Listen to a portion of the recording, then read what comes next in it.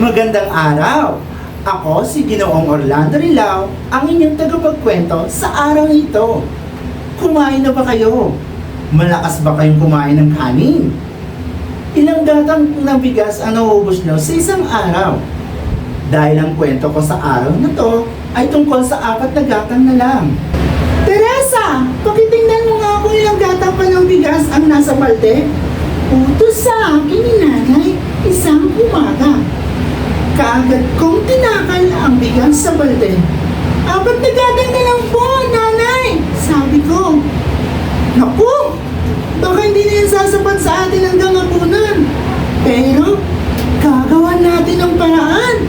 Sabi ni nanay.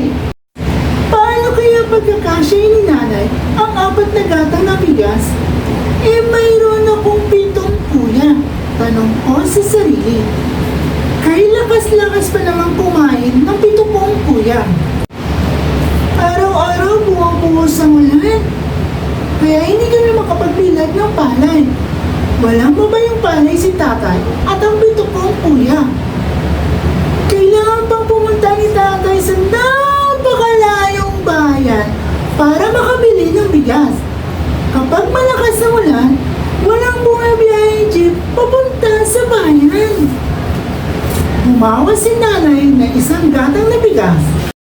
Gagawa ko ng masarap na lugaw. Humawa si nanay na isang gatang na bigas. Gagawa ko ng masarap na lugaw. Ika niya. Ben, kumuha ka nga ng mga dahon ng pechay, kangkong, malunggay, at alugbati sa ating bakuran. Utos ni nanay. Mas maraming gulay, mas masarap at masustansya ang lugaw.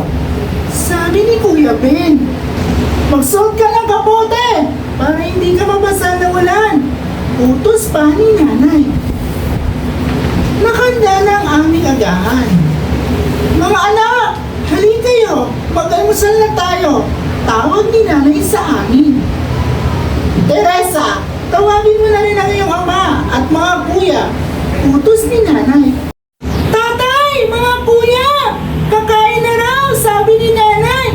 Tawag ko sa aking ama na nakasuot din ng kapote at nagtatanim ng mga gulay sa bakurang. Katulong ng 3, 4, at 5 kong kuya. Pagpasok nila sa bahay, nakita ko ang isang bilangang kamatis at iba pang mga gulay na kanilang pinitas sa bakuran. Heto ang mga bagong pitas na kamatis, sabi ng 3 kong kuya.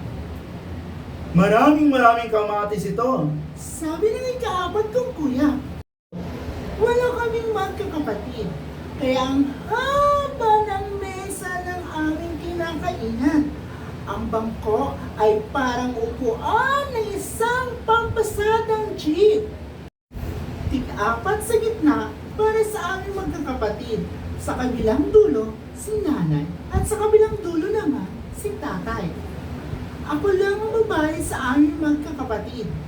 Ako ang laging naghahanda ng 10 mangkok at 10 kutsara para sa amin lahat. Sabik na ako sa luto ni nanay na lugaw, kaya hinawakan ko agad. Sabik na ako sa luto ng nanay na lugaw, kaya hinawakan ko agad ang mangkok at kutsara na nasa aking tapat. Wow! Parang ang sarap-sarap na lugaw ni nanay! Ang bango-bango pa! Sambit ko. Halos tumabi na ako sa gilid ni nanay habang nagsasandok ng lugaw. 1, 2, 3, 4, bilang ni nanay sa mga mangkok na nilalagyan ng lugaw. Dahil mas malaki na silang kuya at malakas kumain, mas maraming lugaw ay nilalagay ni nanay. Oh, Julio, Ben, ubusin niyo yung lugaw na sinandok ng inyong ina. Ha? Kasi magpapasol pa tayo ng baka at kambing sa bukid. Sabi ni tatay. Pang-anim na mangkok pa lamang ang nasasandukan ni nanay. Parang nauubos na ang lugaw. May matitira pa kaya sa akin? Nanay! May matitira pa kaya sa akin, nanay? pangungulit ko sa kanya. O, naman anak, ikaw pa ba ang mauubusan? Nakaiting tugon ni nanay. Tanghalian na naman. 3 gatang na lang ng bigas ang natitira sa bigasan. Sasapat pa kaya ito sa atin hanggang hapunan? Tanong ni nanay. Pero, gagawa natin ito ng paraan sa ulam. Sabi pa niya. 1 kalahating gatang na ng bigas na lang ang sinain ni nanay. Nakita kong sinahugan ni nanay na napakaraming kamatis at 3 itlog. Iginisa niya ito sa malaking kawali. Wow, nanay! Ang galing! Napadami niyo ang pagluto sa 3 itlog. Galak na sabi ko. Oo anak, para sumapat sa atin kaagad niyang sagot. Nakita ko rin ang ginawa ni nanay na kulang lang ang mga kulay na napitas ni Kuya Ben kanina. Dadagdagan ko na lang ang sabaw ng gulay para sumapat sa ating lahat. Sambit ni nanay. Nakanda na ang tanghalian.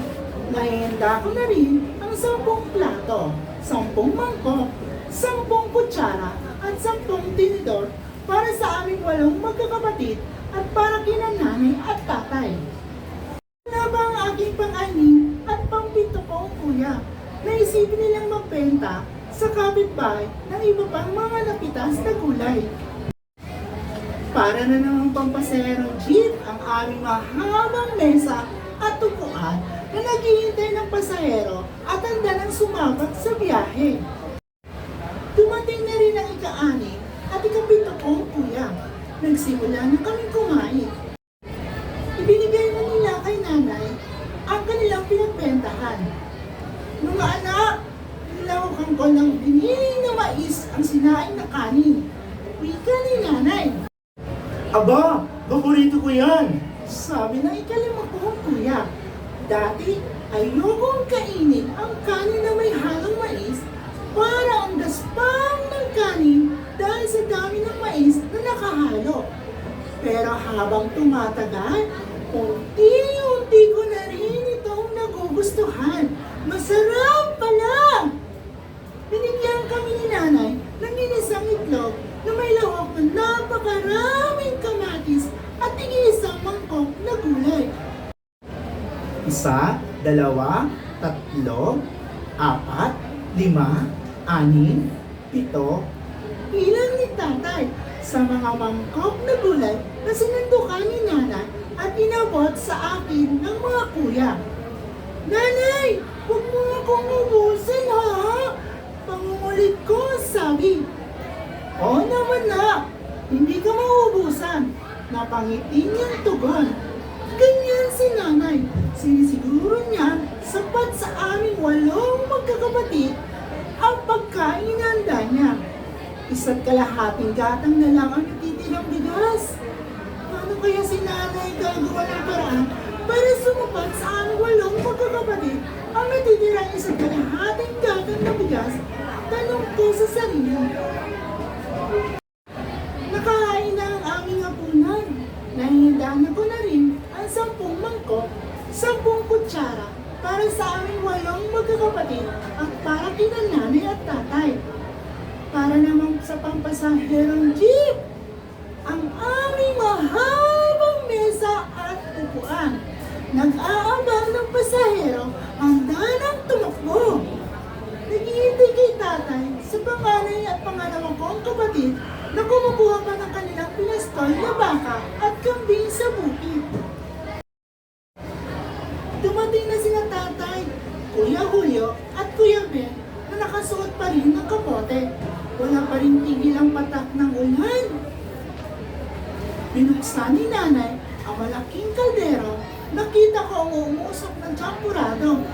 Mas masarap kainin ng champurado kung may pritong tuyo, sabi ni Kuya Julio. Aba, naamoy niyo yata. Nagprito ako ng tuyo, sabi ni nanay.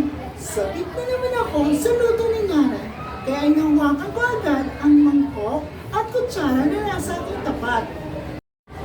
1, 2, 3, 4, 5, 6,